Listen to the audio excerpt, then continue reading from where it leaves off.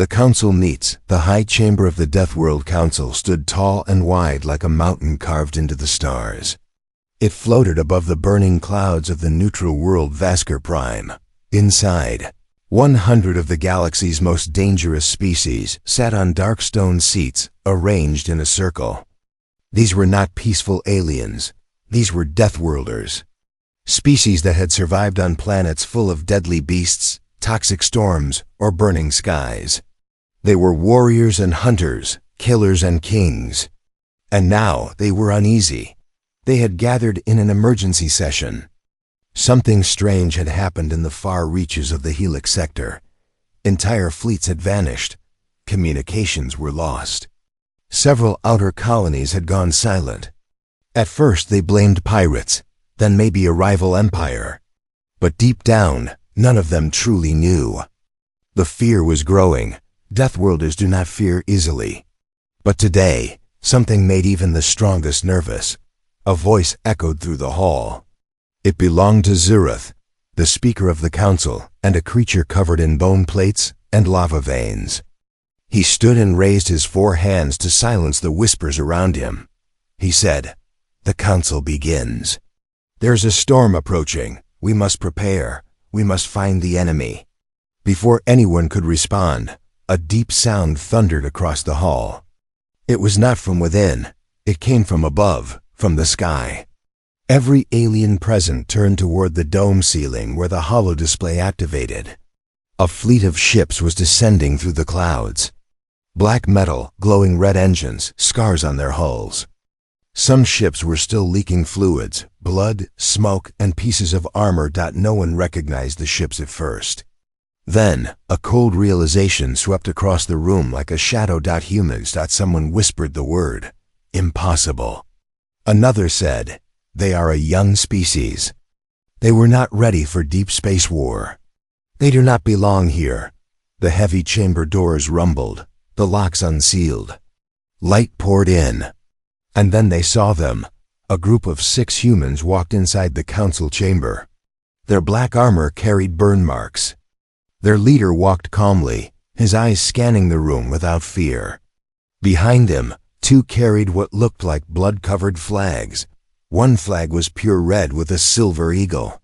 The other flag had no symbol, only black with a single scratch mark across it. They did not speak. They did not bow. They simply walked to the center of the room and stood still. Zurith took a step forward. "This is sacred ground," he growled. "No one enters the council without invitation. How did you find us? Why are you here?" The human leader stepped forward. His voice was quiet, but strong. "We were not invited. We came anyway. We thought you should know what is coming." Whispers exploded around the room. Some aliens shouted. Some prepared their weapons.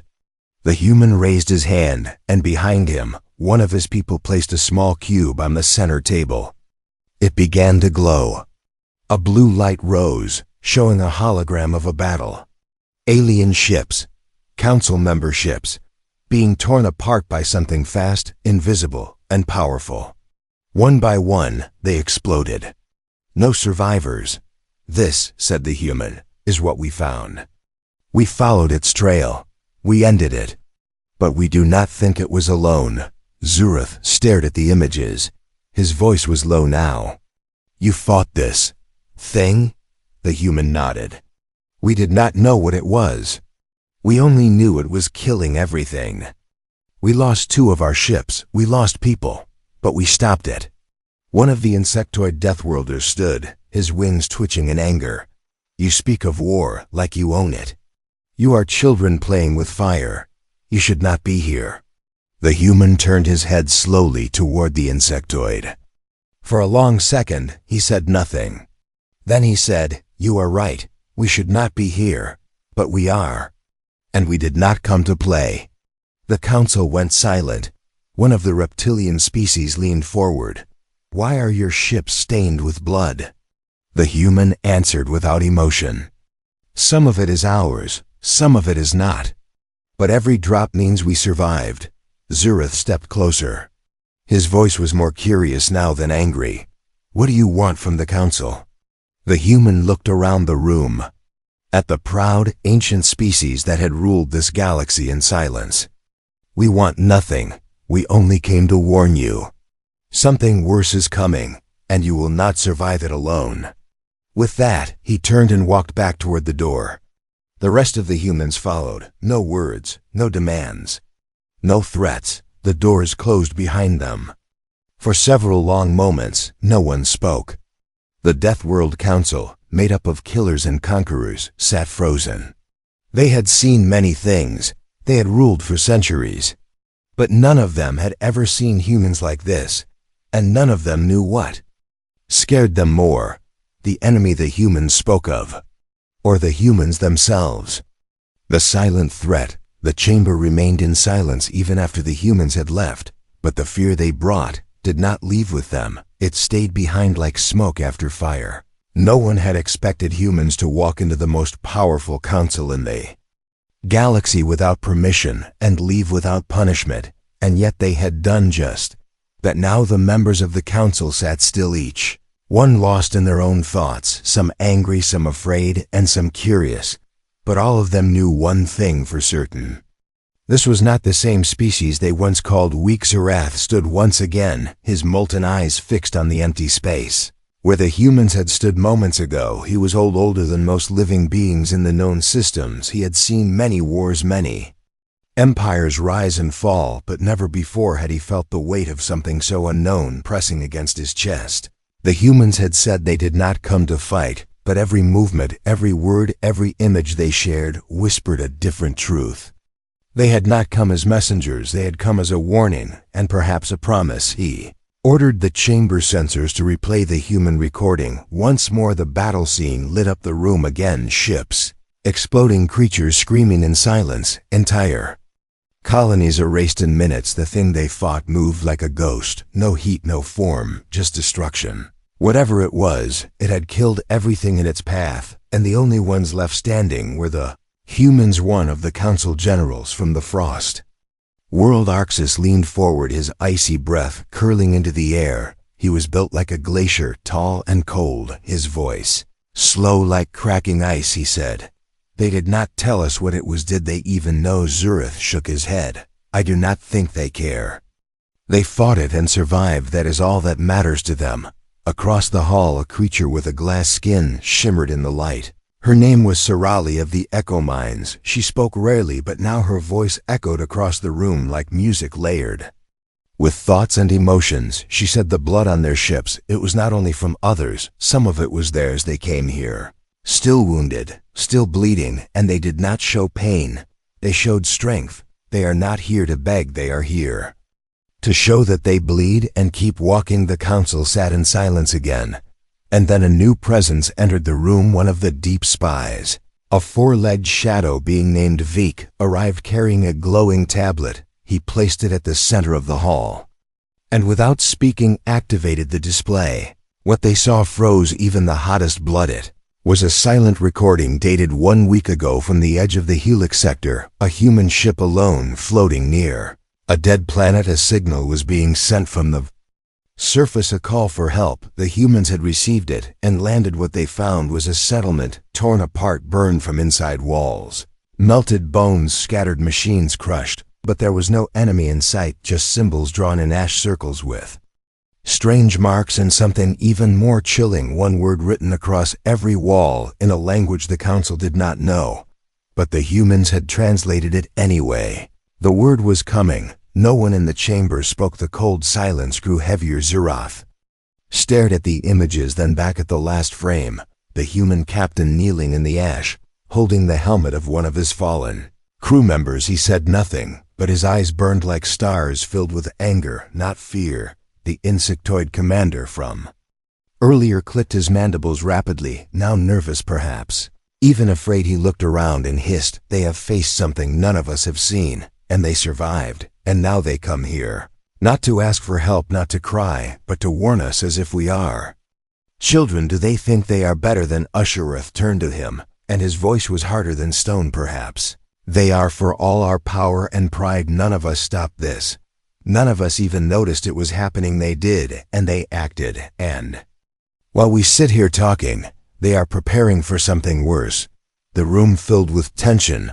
The walls seemed to close in slightly as if the galaxy itself was leaning in to listen to the council. A decision had to be made, but no one wanted to say it first. Then Sirali spoke again, soft and sharp like wind through glass. What if they are not just warning us? What if they are testing us? What if this was their way of showing that they are now part of the galaxy, whether we like it or not? Was a question no one wanted to answer, and yet it stayed in the air like a weight too heavy to lift, because deep down, they all understood something had changed the day. The humans arrived, and not just the council, not just the balance of power, but the story of the galaxy itself, and somewhere far above in the cold orbit around Vasker Prime, the human ship still floated silent, like wolves in the dark sky, their scars visible, their weapons quiet, but ready, and though they had said no threats, they had also made no promises. The council had seen blood before, but never like this. And as the stars turned outside and the silence grew deeper, the Deathworlders began to feel something new, something ancient, something forgotten. They began to feel fear, the first mistake. The council chamber did not sleep, not that day, not that night. Even though time flowed slowly inside the station above Vasker Prime, the Deathworlders remained locked and silent, debate, their minds spinning, their instincts unsettled. But among them, one voice refused to be silent. The insectoid commander Yerktel from the Hive clans was not only angry, he was insulted in his world. Pride was more than emotion. It was law. To be ignored was shame, and to be warned by humans was humiliation. He paced the chamber, his clawed legs tapping the stone, his wings flaring with each breath. He finally stood before the center table and struck it hard with his sharp limb. His voice rose through the chamber, cold and fast like slicing blades. He said, "We sit here and listen to apes who covered their ships in blood and act as if they rule us. They bring stories and threats, and you all tremble like softlings. I say this is weakness, and weakness invites death. The humans should be punished for their arrogance. They should be reminded of their place." Many did not respond, but some nodded slowly. Even fear has limits when pride is wounded. Zurath remained still, his eyes fixed on the table, but Sirali's voice floated up again, this time like a slow wind through shattered mirrors. She said, "If you challenge them now, you will not teach them anything except how to break you, and you may not like how fast they learn." But Yerktel did not care. His pride was louder than wisdom. He turned toward the exit, his guards following him, 6 insectoid warriors, all armored in bioplated shells, their weapons sharp and humming with energy. They were going to the humans. They said it was for negotiation, but everyone knew it was not. Minutes later, in the outer corridor of the council station, the human delegation remained silent in a private chamber, surrounded by their own technology, their own air, their own silence. The room was dim with a single red light glowing above their table. They did not rest. They did not eat. They sat and watched the holograms in front of them, showing the same data again and again. Battles, movement patterns, energy spikes, traces of something still out there, something not finished yet. Then the doors opened without warning, and Yerktel walked in, his body tall and twitching, his guards behind him. The humans did not stand. They did not speak. They just looked. One of them, a woman with short hair and a long scar across her jaw, tilted her head slightly. She seemed to smile, but it was not kindness. Yerktel stepped forward and slammed a sharp blade into the table, the edge digging into the metal. He clicked his mandibles and spoke in perfect human language. "We came to offer correction. Your presence here was not agreed upon. Your warnings are filled with ego, and your tone lacks respect. We will forgive this once, but only once." The humans did not answer right away. Their leader stood slowly, his hands behind his back, his face calm, his voice quiet. He said, "We did not come here to be corrected. We came here because something worse than us is moving, and we are the only ones who have seen it and lived. You may not like that, but it changes nothing." Yerktel hissed loudly, then lunged forward in a flash of movement so fast even the council sensors would have missed it. His claws extended, his breath spitting acid, but before he could touch the human leader, Everything stopped. There was no explosion, no shout, no warning, just a silent blur of motion as the scarred woman moved. Her hand tapped a device on her belt, and the room changed. The lights turned blue, the air shifted, and suddenly every one of Yurktel's guards collapsed to the floor without sound, not dead, but unconscious, frozen in place by a field they could not detect. Yurktel froze in mid-motion, claws inches from the human throat, but unable to move, a sharp point pressed against the base of his neck. The human woman had drawn her weapon faster than sight, and her hand was steady as steel. The leader of the humans looked at Yurktel and said only one thing: "This is your only warning. We do not start fights, but we never lose them." Nodded once, and the woman pulled back the field, released the insectoids, gasping and twitching as they returned to control.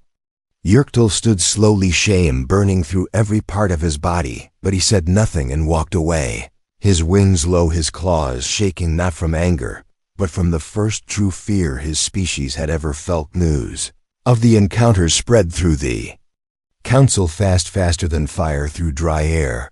Some called it a trap, others called it justified, but everyone agreed on one truth: humans had shown power, and more than that, they had shown restraint, a kind of cold control that was more dangerous. Then Raju Iruth called an emergency session. That same cycle the chamber filled again, now with whispers of alliance and fear and revenge.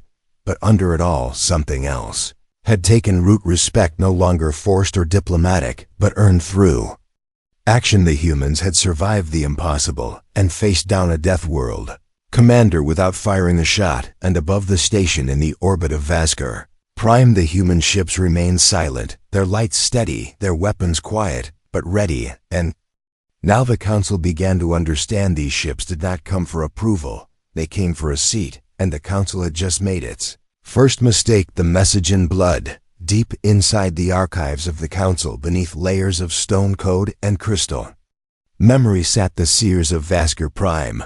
They were not warriors, not leaders, not politicians.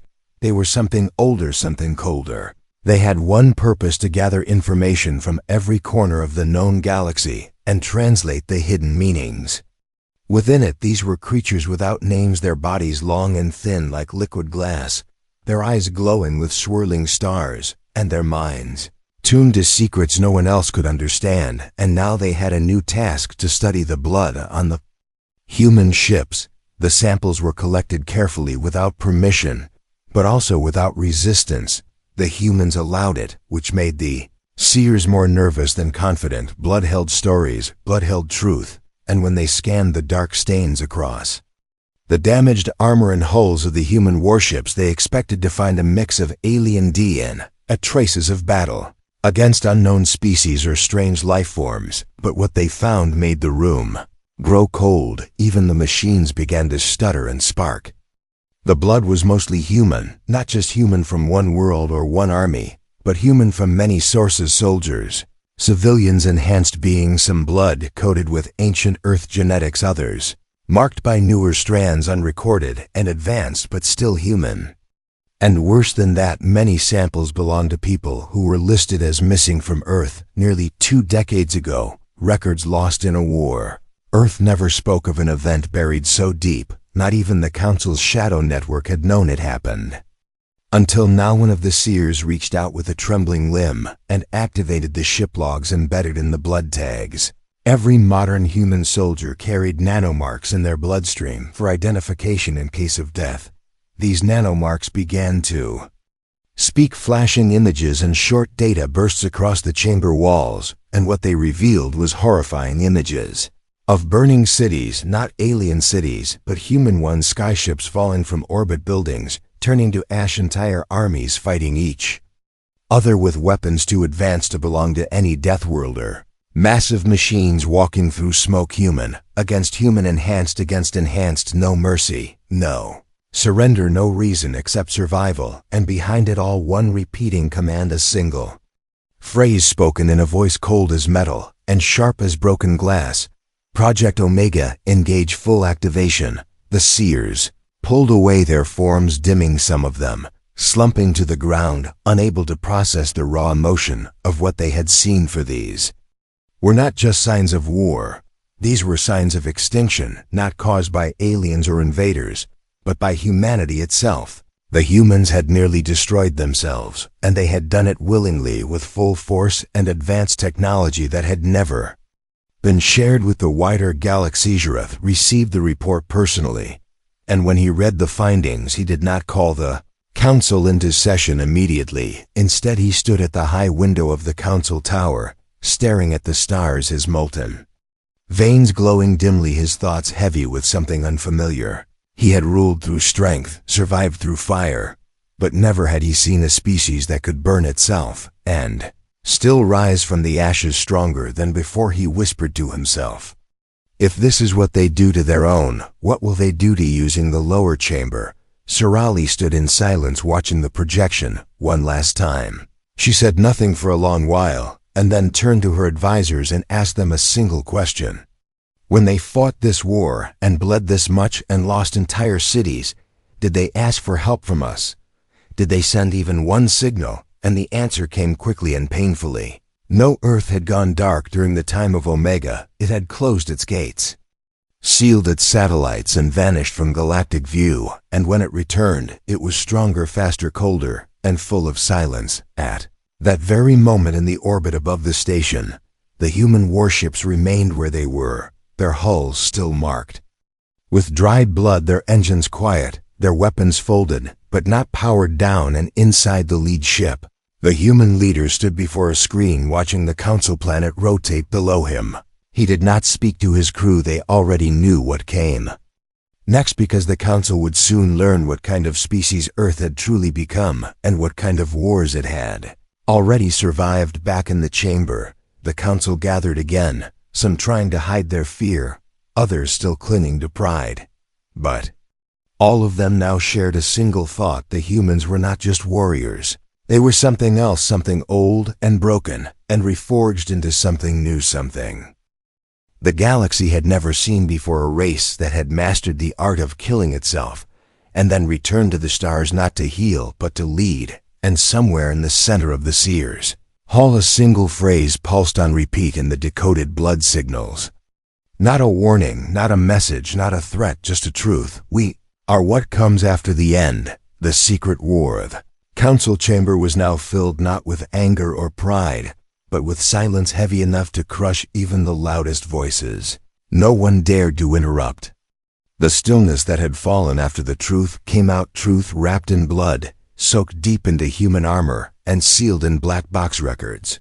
Earth had never shared what had happened during those missing years, but now the walls of secrecy had cracked open, and the story was darker than anything the galaxy had imagined it. Zurath sat alone in the upper chamber, his stone throne towering over the council floor. In front of him floated a private hala, a transmission intercepted from a forgotten satellite, left drifting near the outer rim. The file was locked until the Seers forced it open, line by line, and inside it was a voice, a human voice, calm and clear, and without fear. It said, "We activated Project Omega because we had no other choice. The enemy was not alien, not foreign. It was us." The voice did not belong to a general or politician. It belonged to a scientist. As Zurath listened, the words unfolded like blades, sharp and slow.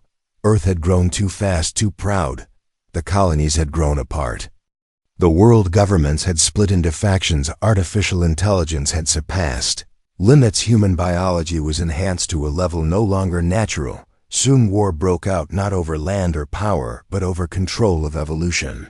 Different groups, each claiming to be the future of mankind, began building armies that no Deathworlder could match, machines that could rewrite DNA in seconds, weapons that could bend gravity time, and thought the war lasted only 2 years. But it was enough to nearly end everything. Voice paused and then said, "The only reason we survived was because we ended the war. The human way, we burned everything and built again from the ash. We buried the old world and wrote a new code, one law, one species, one direction forward. No more division, no more weakness." That was the birth of the unified Earth Directive. Azurath leaned back, his eyes glowing dimly. He now understood why the humans had come in silence. They were not proud of what they had done, but neither were they ashamed. They had evolved in the fire of their own destruction, and now they stood before the Council is something no longer predictable. They were not diplomats. They were survivors not just of war, but of their own extinction, elsewhere deep within the core. Of the Council archives, Sirali stood before a large, transparent cube. Inside floated a strange device recovered from a destroyed outpost along the Helix sector. It pulsed with a strange energy signal, unreadable to all known systems. But when the human ships passed nearby, the device had reacted. The seers now believed it was not alien at all. It was human technology lost during the secret war, or worse, deliberately left behind to warn or to test. Sirali placed her hand on the glass and whispered, "They have seen something beyond war, something that broke them and remade them, and we still do not know if they are warning us or preparing us." Meanwhile, in the human flagship, the leader stood inside a black room lit only by blue lines on the walls. He watched reports from Earth, showing new shipyards being built near Saturn, massive structures, forming what looked like an armada. Project files marked with names like Leviathan, Ghostline, and Echo Drift, all hidden from the galactic network, only visible through direct human transmissions. Turned to his second in command and asked, "Are the others ready?" And she answered, "The other Deathworlds do not know yet, but some of their people have already contacted us." Quiet voices, those who understand what is coming. They are ready to choose sides. Back on the council floor, the debate had begun again. But this time the voices were lower, slower, no longer shouting, no longer full of pride. One representative from the acid world, Rether, said, "If the humans fought and defeated something we cannot see, then perhaps we must listen to them." And another from the Iron Peaks of Draxel said, "Or perhaps it is already too late, and we are only now realizing it." The fear was no longer just about the humans. It was about what chased them, what enemy forced Earth to kill its own people, to build ships with no names, to create weapons with no limits. And now the humans claimed it was still out there, still moving, and worse, they believed it was coming this way. And then something strange happened. A new signal entered the chamber, not from the humans, not from the Council network, but from deep space. A single ping followed by a silent stream of data. Unknown code, unknown language, but with a symbol, the same one found in the ashes of the dead colony, circles and lines forming an eye with no pupil, and beneath it one phrase repeated over and over, translated by the seers into a language everyone could understand: "We remember your fire, and now we bring ours." The council chamber fell silent again, not from confusion but from recognition, because whatever sent that message was watching. And whatever the humans had faced before was not finished. The secret war was never truly over, and now the galaxy had been pulled into its shadow. And in that moment, everyone realized the same terrible truth. Earth's not running from something, it was leading it here. The human offer. The chamber had changed. The seats still stood in a circle, and the banners of each Deathworld still hung above in fire and stone, but the air felt thinner, colder, heavier, even though no window was open, and no wind blew. The weight of the message still hung between them, like smoke too thick to pass through. Every species present knew what the signal meant.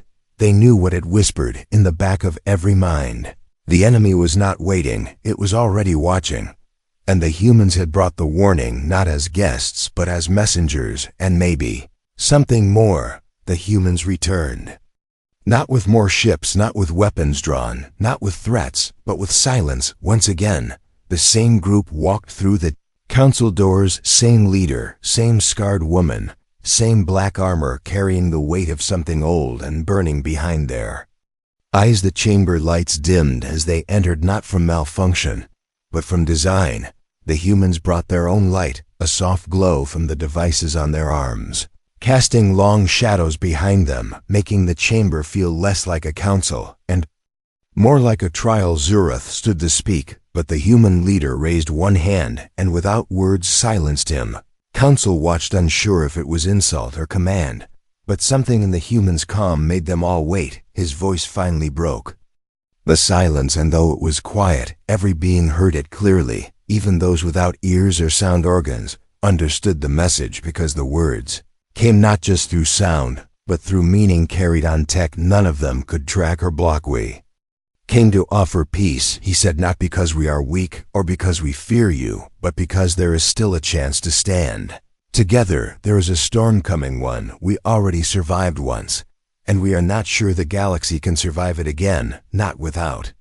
Unity, his second, stepped forward and placed a small sphere on the table. It opened slowly, revealing a display of the helix sector, now marked with strange patterns of energy invisible to Council tech, but somehow recorded by human sensors. The movements were not random.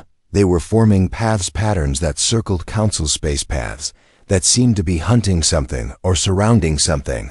And then the sphere projected a new image. Earth glowing hot from past battles, surrounded by rings of defense, and something else, massive structures forming in orbit, things not labeled on any star maps, things that looked like weapons, or maybe shields, or maybe both. Human continued, we fought it once, it cost us everything, entire continents gone. Oceans boiled, skies blackened, cities turned to graves, and when it was done, we thought it had died. But something survived, and we believe it is calling to others of its kind, perhaps not with words, but with signals, perhaps not with ships, but with memory. We do not know what it is, only that it remembers us. And now it remembers all of you. A voice rose from the Council, one of the elders from the gas world. Ether in his body floating in a glass orb, his voice like vapor said, "And what is it you want from us? What is the price of this peace? What terms do humans bring now that they walk without fear?" The human leader looked at him, not with pride, but with clarity. "We ask for no territory, no tribute, no command. We ask only that you choose now, before the storm breaks, whether you will stand with us or watch from behind old walls. We came to fight beside you or to leave and fight alone. But know this, if we leave, we will not return." Whispers grew quickly into arguments. Some Deathworlders wanted alliance, others wanted distance, and some still believed they could handle any threat without the help of Earth. But those who had seen the recordings, who had decoded the blood, knew better, and so the Council fractured, not by battle, but by fear and uncertainty. And slowly the vote began, each species casting a choice for or against unity with the humans. And as the votes were counted, something unexpected happened. A small species, known only as the Kirel, tiny beings who had never fought a war and never held power, stood and spoke with voices layered together like music. They said, "We have no armies, we have no ships, but we remember every history in the stars. And we say this: when the old empires fell, it was not to enemies, but to silence. We will not choose silence, we choose to stand with Earth." Their words moved more than just hearts, they shifted balance. Because if the smallest and quietest species could stand, then so could others, and one by one, the votes turned, not by fear of humans, but by fear of being left behind when the real enemy, Aravedgereth, stood last, and his voice carried not anger, but strength. "I have walked through fire and ruled among fire, but even I know when a greater flame is near, we cannot stop it alone. So we choose not peace, but preparation. We stand with the humans." The human leader nodded, and the sphere closed. The lights returned to normal. The Council had spoken, and Earth was now part of it, not by request, not by invitation, but by choice. And in the silence that followed, everyone understood that a new era had begun, not ruled by old powers, but forged in something far stronger: survival. And in the distance beyond the Council star, something stirred, something ancient, something patient, something that remembered the taste of Earth, and was now ready to return. The day the Council changed forever. Council had voted, and the silence that followed was not empty. It was full of weight, the kind that bends stars and changes history. Humanity now had a seat, not just at the table, but in the heart of the most dangerous alliance the galaxy had ever known. And still, even with the decision made, something remained unfinished, something in the air, cold and slow, like a shadow waiting for the right moment to rise. The votes were counted, the alliances sealed, and yet no one smiled, not the humans, not the Deathworlders, not even those who had long prayed for unity. Because deep inside each of them, something else was moving, a quiet truth, that this moment was not the end, it was the beginning. High above the Council planet, in the dark orbit that wrapped Vasker Prime like a ring of silent fire, the human ships shifted slightly, their engines pulsing as if preparing for something. Their lights dimmed, then brightened. A silent signal passed between them and far beyond the edge of the system. Something answered, not with words, not with ships, not even with weapons, but with presence sensors. Screamed across every council station. Lights blinked, red data streams filled with noise, and one image appeared across every screen, a symbol, an eye without a pupil, an ancient design burned into memory. Now returned. Zerath stood in the upper chamber when the warning came, and he did not shout, he did not panic, he simply stared into the hollow before him where the energy signature was growing faster than light itself, faster than thought itself. And then the darkness parted, and something arrived. Not a ship, not a fleet, but a wound in space itself, a crack that bled shadow and heat, and soundless screams from the edge of time, from the edge of the known. Something had come, and it had not come alone. Ships began to appear, but they were not made of metal, they were not built, they were grown, twisted, dark living things with spines of energy, and hulls that bled radiation, and behind them more of those silent symbols etched in space, as if the very stars had been marked inside. The council chamber panic tried to rise, but could not take hold, because the humans were already moving. Their leader stepped forward, his voice calm and cold. He said, "They are here. We expected them to wait longer, but they move faster than we thought. Maybe they knew what we planned. Maybe they listened. Maybe. They always listen, but it does not matter. We are ready." Sorali turned to him, her voice like glass breaking under pressure, and she asked, "What are they?" And he answered, "Something old, something lost. Something that once tried to consume us and failed. They are not machines and not minds. They are hunger. They are silence made real. We call them the echo, but they are not echoes of us. They are echoes of what we could become if we fall."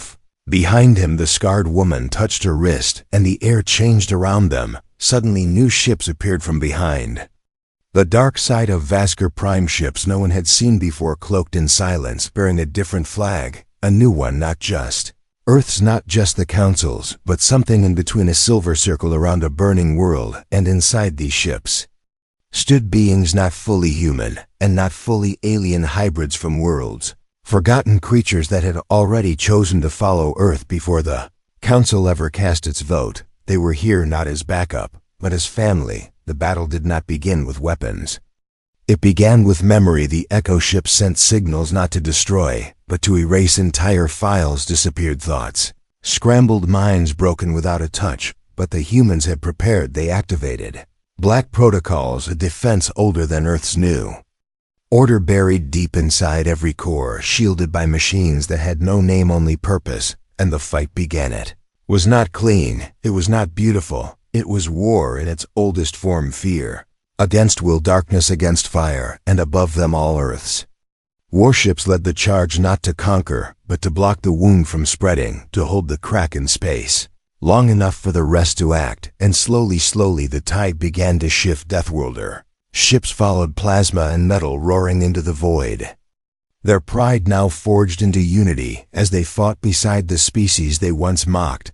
The hybrids moved like ghosts, slipping between enemy shapes, cutting deep with weapons grown, not made. And across the stars, the enemy began to bend, not break, not vanish, but bend, because this was not their first defeat. Hours passed, or maybe days. No one truly knew. Time moved strangely near the wound. But in the end, the sky began to clear.